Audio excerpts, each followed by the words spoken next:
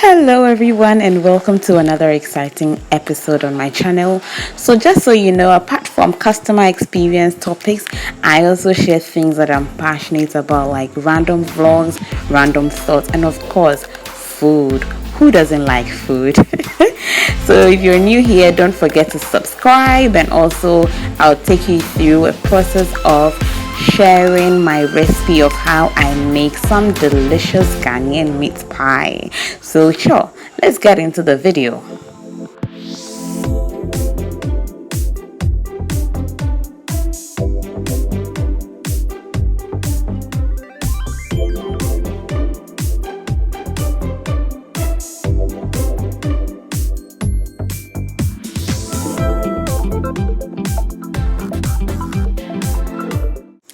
The ingredients will include flour, self-raising flour to be precise, butter. You'd also need some vegetables for your filling. That will include some scotch bonnet pepper deseeded, some carrots, some bell peppers chopped, and also some onions chopped. Meat, milk. I used low-fat milk. And I also use some eggs. So 2 eggs is fine depending on how rich you will want this to be.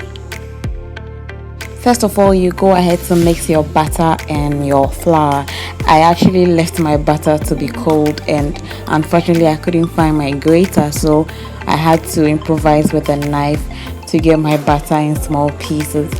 Well, a perfect measurement for your flour and butter combination. Now, this is a very tricky tip. For instance, if you use 500 grams of flour, you need 250 grams of butter. So that works the same way. If you're using 600 gram flour, you would use 300 gram butter. Well, this is to ensure that you have that moist, flaky crust. Yes. So you do all this, and then you go ahead to mix your flour and your butter. Because we are looking for it to have a very flaky crust, we'll take our time to mix this so that we have that breadcrumb consistency.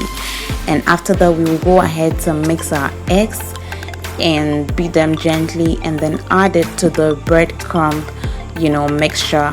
That's the combination of our butter and flour. We'll mix that again until we have some consistency in our mixture.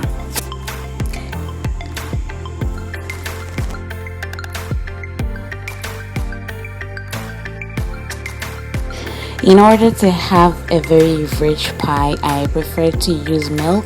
I didn't have evaporated milk, so I used some low-fat skimmed milk, and I think I added way too much milk to my mixture, but it's fine. I think I can manage.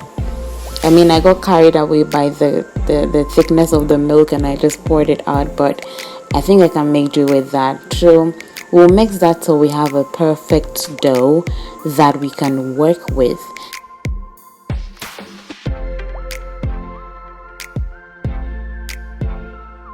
Yeah, I'll leave my dough in the refrigerator while I go to work on my filling. So I'll have a saucepan on fire under medium heat with my olive oil. And once it's hot, I put in my onions. Fry this for about a minute or two. And then I love to add some butter. It adds some flavor, some taste to your filling. So I'll have the butter as well and fry that for some time. The next ingredient will be my carrots. Carrots are a bit harder, so they need to really fry for some time. So I'll add my carrot mixture and also fry that for about 2 minutes or 3, well, depending on how soft you want the carrot, but 2 minutes should be fine. I'll go ahead to add some spices to my filling and have it cook for some time. And then the next thing that will go into this will be my meat. I use this beef patty. I think it works fine. It tastes salty, so you should be careful of either adding salt or some stock cubes to this, else your filling will be salty. Yes. The last time it was a bit salty. My next thing will be the scotch bonnet pepper. Now the pepper is to give it a little kick, you know. Yes, it was actually Indudu by Fafa who inspired me in making this meat pie. Yes. Now this flour adding to it was to remove any excess moisture in your filling. Yeah, so you need to fry this a bit so there is no flour tasting in your filling. You can actually add milk as well so that you can have some rich, you know, filling right there. I added milk. I think I lost the footage for the milk. And so your last ingredient will be the green pepper, because you do not want it to cook so much, so just a few minutes will be fine. I'll then go ahead to work on my tray. If you do not have a baking paper, just have olive oil on your tray and add some flour. This prevents your pie from sticking. If you have the paper, that's fine.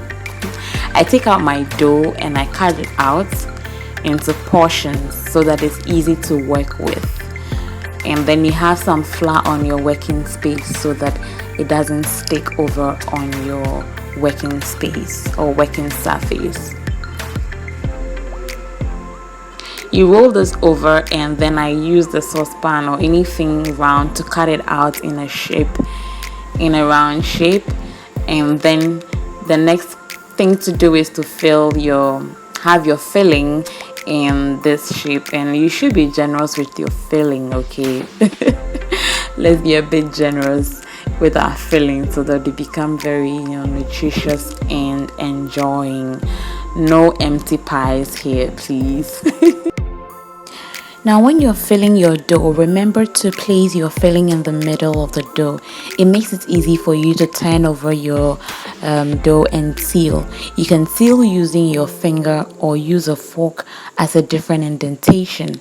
So you repeat this process till your dough is used up. While I'm preparing my pie for the oven, at this point I have preheated my oven and preparing my pie to put it into the oven. At this point I will go ahead to indent on the pie. Now this helps to allow any excess air to come out while it's baking, and also avoids your pie from bursting. That doesn't really look nice, Yes. And I also have a mixture of my milk and my eggs. And because I didn't have a brush to, brush it on my pie, I improvised with a spoon. Yeah, I can do that too. The pie is going to be put in the oven, and I'm going to bake this for about 25 minutes. And after 25 minutes, just look at what we have. Someone get me some chilled Coke on ice, or what, hot Milo, anything you want to have. I hope you learned something amazing today on how to make pies.